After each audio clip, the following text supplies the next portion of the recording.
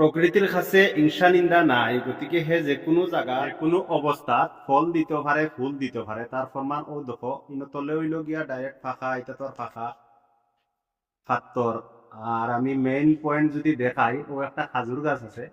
খাজুর গাছটা বালা করে চাইলে দেখতে পারবা যে খাজুর ধরছে। এটা তোর খেয়ে খাইব, খেয়ে হইব, ফড়িয়া এমনি যাইব। বাগরা মহিলা হয়তো মুরুতায় মুরুতায় খাইলেও আনো দেখাই নেই, তলে পাত্তরও দেখা যায়। এটা তো মাটি তুরাতুরি ফালাইয়া আনিয়া দিলা।